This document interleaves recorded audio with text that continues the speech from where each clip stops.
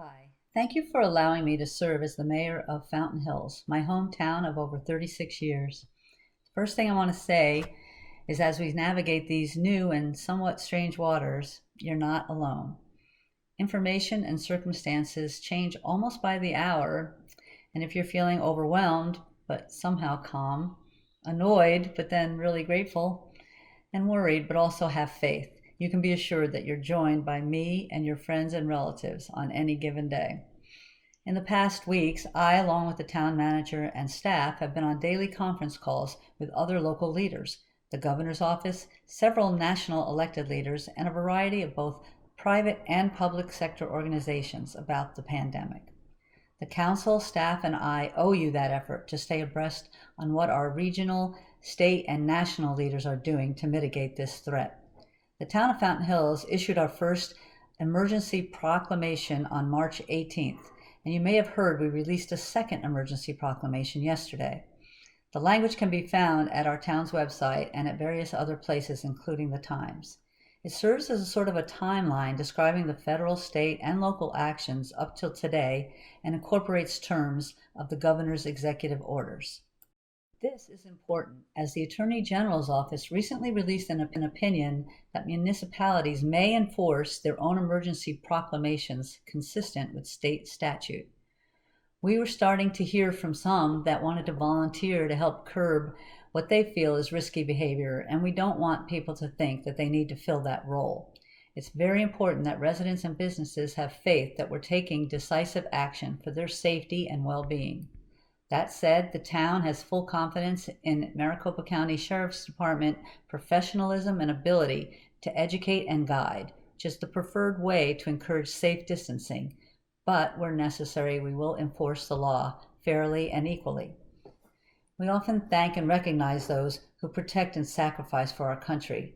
That's what we're all being asked to do, literally saving lives and showing care and concern for your neighbors by staying home. We're not being asked to go to a faraway place, leaving family and jobs for many months, even years, wearing your hair and clothes and eating meals that are determined by others for you. No, we're being asked and told to please stop congregating at the parks, stop having house parties, and otherwise not practicing physical distancing. We should enthusiastically take this opportunity to contain the spread and mitigate the effect of COVID-19 in our town. Now some items that could use probably some clarification. First, regarding essential services. While any establishment listed as essential has the right to stop operating themselves, cities, towns, and counties are prohibited from taking action to close any activity on the list. There are provisions in the executive order describing these steps businesses must take in order to practice physical distancing.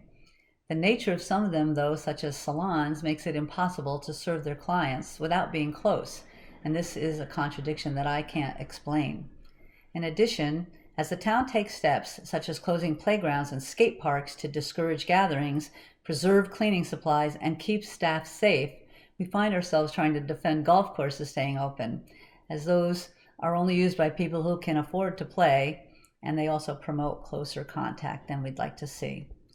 I hope that nail salons, spas, golf courses, and other retail businesses not involved with truly essential services will decide to close for the time being. Please note again, though, that they absolutely have that choice, and they will still be eligible to access the resources coming online from the state and federal government.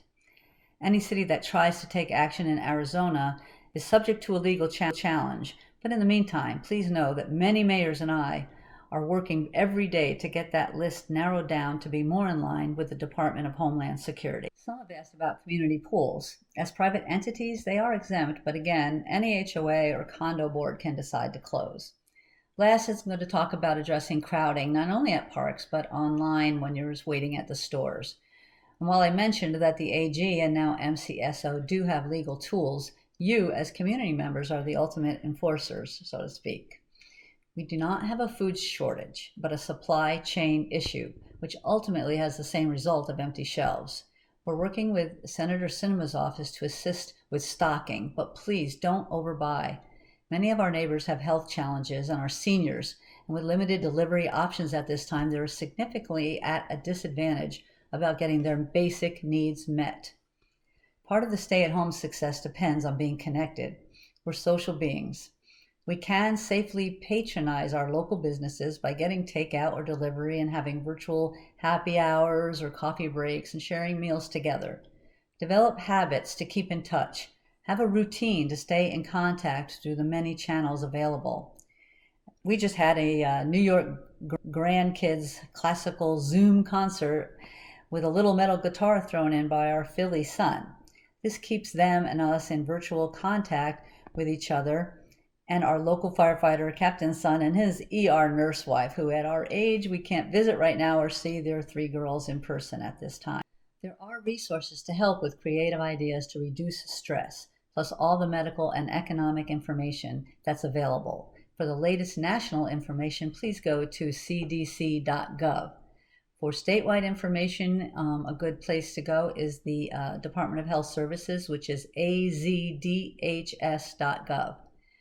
Our chamber CEO, Betsy Lavoie, has been actively seeking and distributing solid information on how to help our businesses and employees. There you can check fountainhillschamber.com.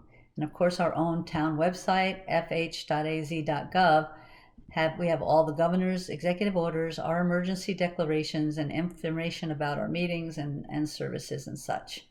We will continually advocate for a response that is focused on our health, first and foremost, whether that be for families, people who may contract this virus, their friends, or those first responders and healthcare professionals that are on the front lines fighting this battle for us. We can do this. We can all be a part of this, and I thank you and wish you all well.